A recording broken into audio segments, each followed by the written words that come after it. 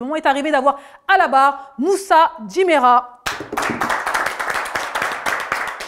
Le micro et on vous attend.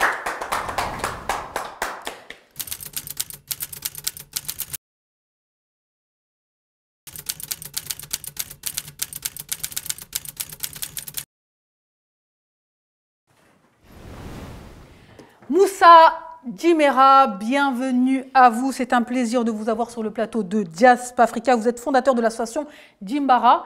Alors, avant de commencer, jurez-vous de dire rien que la vérité à nos téléspectateurs et bien sûr à nos membres du jury ici présents qui vous écoutent. Que la vérité. Bien sûr, que la vérité. Rien que la vérité. Surtout. Alors, vous avez nos trois belles têtes, hein, bien faites. Alors, on va lancer le chrono. Vous avez 7 minutes pour nous convaincre, même si on est déjà convaincus.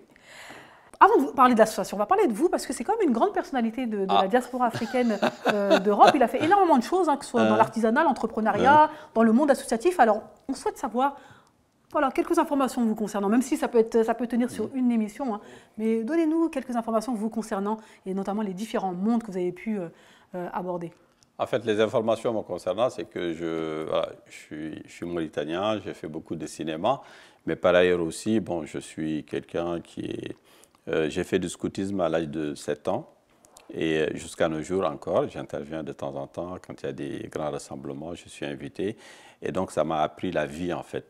Je sors aussi d'une famille où mon père était enseignant, qui a beaucoup voyagé en Afrique occidentale et après les indépendances qui s'est installé dans son pays, la Mauritanie, et qui nous a appris, voilà, qui nous a inculqué les valeurs et aimer aller vers l'autre. Voilà, j'ai toujours été vers l'autre. Voilà un aperçu de qui est Moussa Djimera. Donc maintenant, on va s'intéresser à l'association Djimbara, donc la raison pour laquelle vous êtes là aujourd'hui. Alors, je vous laisse la présenter et surtout vous expliquer pourquoi vous avez décidé de créer cette association. Qu'est-ce qui vous a poussé? En fait, j'arrive à 95, dans la gare de Lyon, je rencontre une dame qui s'appelle Mona Chasserio, à l'époque, qui distribuait un peu de la soupe. Et vu que j'avais travaillé auparavant en 87-88 auprès des enfants de la rue en Mauritanie, donc je suis attiré naturellement parce que c'est quelque chose qui me rattrape. Mon passé m'a rattrapé, donc j'ai été voir cette dame qui distribuait de la soupe et qui m'a expliqué un peu le travail qu'il faisait. Et comme c'était, en tout cas, ça a été un grand centre d'intérêt pour moi, puisque par ailleurs, c'est ce que je faisais dans mon pays. J'ai dit, OK, je viens vous donner un coup de main de temps en temps. Et un jour, elle m'a dit, écoute, moi j'ouvre un accueil de jour pour donner à manger. Est-ce que vous voulez venir travailler avec moi? C'est comme ça que j'ai commencé ce travail, en tout cas dans le social ici en France. J'ai commencé par cet accueil de jour. Et petit à petit, je me suis aperçu que les gens ne venaient pas manger au local. Donc du coup, j'ai commencé à faire des sorties comme j'en faisais en Mauritanie. J'ai été à la rencontre des personnes qui sont à la rue et petit à petit pour les faire venir un peu sur ce lieu-là. Et je rencontrais des jeunes Marocains qui quittaient le Maroc et qui venaient dans la gare de Lyon. Et je m'aperçois qu'ils ont quitté leur pays pour trouver un mieux-être. Et petit à petit, quand la situation était très difficile pour eux, ils disaient « mais si je savais, je n'allais pas venir ». Et donc, mon projet, en tout cas personnel, de créer une association pour communiquer avec les jeunes est parti de là. Si je savais, je n'allais pas venir. D'accord. Pour sauter un petit peu, quelles sont les actions que vous menez pour sensibiliser donc... Les actions communes, j'avais fait un petit film qui s'appelle « Si tu n'as rien, pourquoi tu viens ?» qui est un témoignage un peu des gens du foyer, ici en France, qui habitaient dans les Sonacotra, des cousins et tout ça. J'ai été les voir pour discuter avec eux, pour échanger avec eux. Donc on a fait un film. Et ce film-là, je l'ai pris, je suis parti en Afrique, j'ai fait les écoles primaires, j'ai fait les collèges, les lycées, et j'ai créé un peu d'échanges. Et ma grande surprise, à chaque fois que j'arrivais dans un lycée et qu'on discutait, la question... Il vous reste une minute.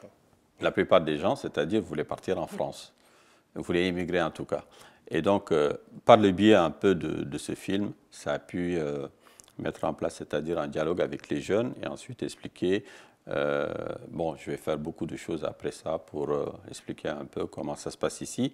Le but n'étant pas de les dissuader, mais de dire, Donc vous partez en connaissance de cause et préparez-vous. Les informer. Alors, des actions donc, concernant la citoyenneté, pour vous, c'est très important que nos jeunes deviennent de vrais citoyens. Et donc, pour devenir de vrais citoyens, forcément, il faut les informer à ce qu'est être un bon citoyen. Et donc, vous mettez en place des actions dans ce sens-là, que ce soit en Mauritanie et au Sénégal? Oui, tout à fait. En fait, je fais partie d'un programme qui s'appelle Graines de citoyenneté, qui est initié par le GRDR. Merci on est pour au bout des 7 minutes. Allez-y, finissez. Donc, qui est initié par le GRDR. Et donc, j'ai pris part dans ce programme, puisque mon action, c'est la continuité de mon action. Quand on parle aux jeunes, il faut aussi pouvoir les accompagner dans le cadre de leur projet, trouver des financements et les accompagner un peu dans tout ce qui est la réalisation de leur projet.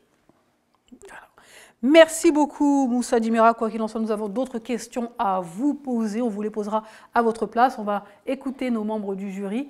Que pensez-vous des actions que mène Monsieur Djimera? C'est vrai que parlant de l'immigration, c'est un sujet, comme on l'a dit la dernière fois, très large. Mais c'est vrai que nous, aujourd'hui aussi, on a un rôle très important, nous qui sommes là, de pouvoir véhiculer un message à ces jeunes-là pour qu'ils puissent comprendre beaucoup de choses, parce que la plupart qui sont là-bas, ils ne savent pas les réalités qui sont ici. Et en tout cas, c'est une cause très noble et bonne chance et bonne continuation pour la suite. Oui, c'est ce qui est intéressant, c'est le fait effectivement d'informer les jeunes au pays avant qu'ils se retrouvent dans la galère dans laquelle se trouvent ceux à qui vous vous adressez. Donc effectivement, et nous aussi, c'est ce qu'on essaie de faire ici, c'est qu'on encourage à ce que le retour au pays, etc. Donc si on encourage le retour, c'est aussi pour encourager la non-migration de ceux qui sont là-bas. Donc il faut on crée des opportunités qui permettent à ces jeunes de rester dans leur pays d'origine et de ne pas rentrer dans une galère. Voilà, quoi. Merci beaucoup. Ouais, et puis ce qui est salutaire, c'est qu'au lieu d'attendre, il va vers les autres en fait. Il allait à la recherche des migrants et il allait à leur contact. Et d'ailleurs le nom, si je savais, ça part d'eux donc rien que le geste, c'est vraiment salutaire. Vraiment, merci, bravo. Merci beaucoup, merci. Je vous en prie, vous reposez le micro. Il s'appelle Moussa Djimera, fondateur de l'association Djimbara. C'est marrant, ça nous fait penser, on se dit c'est dommage qu'il n'a pas rencontré Yves Obo, qui fait à peu près exactement les mêmes choses concernant l'immigration. Donc je pense qu'il y a un point, un lien à faire. Ouais. Alors on continue cette émission. Que pensez-vous, vous, cher Koumba Marega, des actions menées notamment contre l'immigration? C'est une très belle action avec tout ce qui se passe maintenant dans le monde. Et vraiment cette sensibilisation que vous faites pour prévenir ces personnes de ne pas faire cette traversée, de faire attention, de bien s'informer et de les accompagner à ne pas risquer leur vie. Enfin, oui, bien sûr, tout simplement. C'est tout simplement ça. Et c'est vrai, il y a quand même une nuance, il l'a dit tout à l'heure, c'est-à-dire qu'ils ne sont pas là pour empêcher, mais pour éventuellement informer. C'est ça. Je ne vous dissuade pas, je vous dis juste, voilà ce qui va se passer. Tout à fait. Et ça, c'est une nuance très importante. Tout à fait. Merci beaucoup. Votre famille est en Afrique? Pour envoyer de l'argent de l'Europe vers l'Afrique, c'est immédiat. Et oui, en quelques secondes, c'est arrivé. C'est ça, Orange Money Europe.